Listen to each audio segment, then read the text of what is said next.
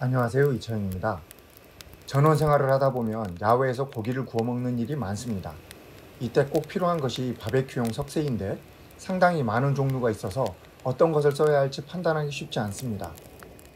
고기를 구운 석쇠는 청소하기가 쉽지 않아 요즘은 일회용 석쇠가 유행하고 있습니다. 한번 쓰고 버리는 석쇠입니다.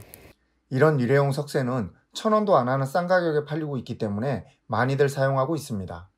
일회용 석쇠는 철선에 아연 또는 크롬 도금을 해서 판매됩니다. 보통 아연 도금 제품이 크롬 도금 제품보다 더 쌉니다.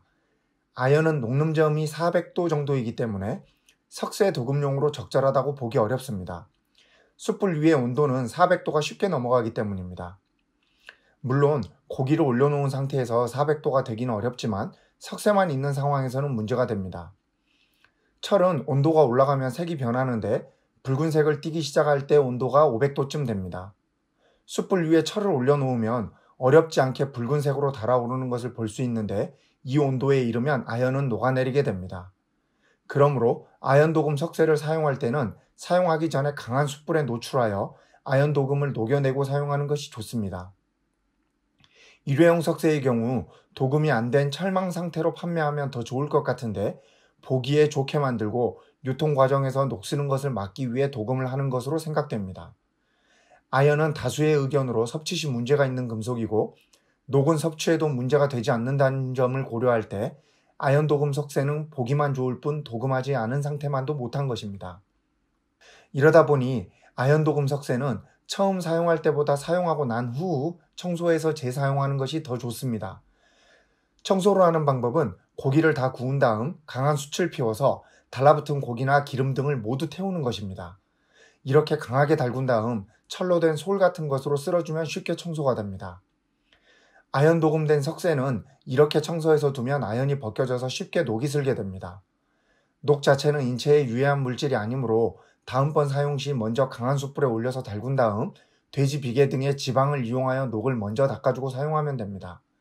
녹은 인체에 해롭지 않으므로 너무 깨끗하게 닦으려고 노력하지 않아도 됩니다. 녹이 스는 것이 싫다면 청소 후 식용유 등에 기름을 발라두면 좋습니다.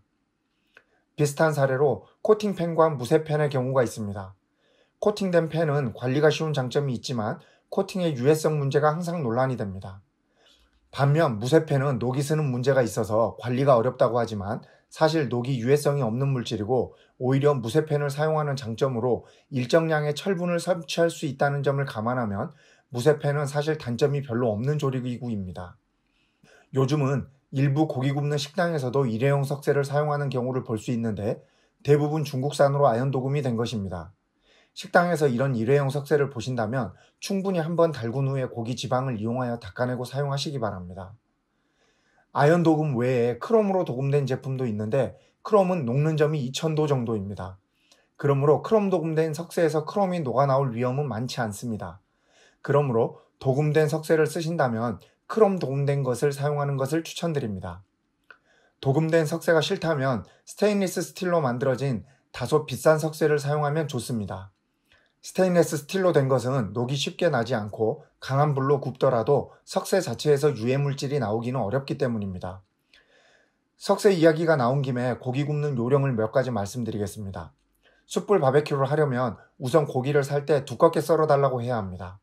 3cm 이상으로 하고 5cm 정도도 괜찮습니다.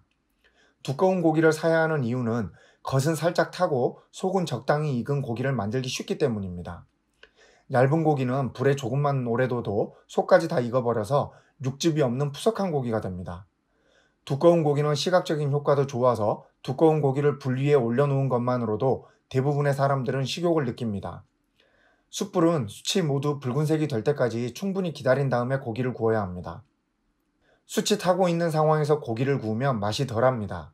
불에다 굽는 것이 아니라 열기로 굽는다는 느낌으로 해야 합니다. 숯불이 충분히 올라오기를 기다리는 동안 앞에서 살펴본 석쇠 청소를 하면 됩니다. 고기를 구울 때는 연기를 잘 봐야 합니다. 흰색 연기가 나는 것은 좋은 상태이지만 회색은 상태가 안 좋아지고 있다는 뜻이고 검은 연기가 나면 거의 망했다고 보면 됩니다. 고기가 얼마나 익었는지는 온도계를 사용하는 것이 가장 좋지만 없다면 집게로 눌러보거나 두드려 보면 됩니다. 단단할수록 많이 익은 것입니다. 한쪽 끝을 들어봐서 얼마나 탄력 있게 휘는지 봅니다. 생고기는 바로 아래로 휘고 너무 익은 고기는 거의 휘지 않습니다. 적당한 상태는 그 중간 어디쯤입니다. 몇 번만 연습해보면 언제가 가장 좋은 상태인지 알 수 있습니다. 적당히 구워지면 불기가 없는 곳으로 옮겨서 몇 분 정도 둡니다. 살짝 식힌다는 기분으로 두면 됩니다. 이 과정은 고기를 뜸들이는 것인데 영어로 레스팅이라고 부르는 과정입니다. 뜸들인 밥의 맛을 생각하시면 됩니다. 사실 거의 모든 요리는 뜸이 필수입니다. 라면조차도 팔팔 끓을 때 불을 끄고 뚜껑 덮고 1분 정도 뒀다 먹으면 더 맛있습니다. 고기와 같이 구우면 좋은 것은 소세지입니다. 가공육인 소세지는 짠맛이 있어서 심심한 생고기와 조화가 좋고 숯불에 구운 소세지는 특별한 맛이 나서 어른 아이 할 것 없이 모두가 좋아합니다.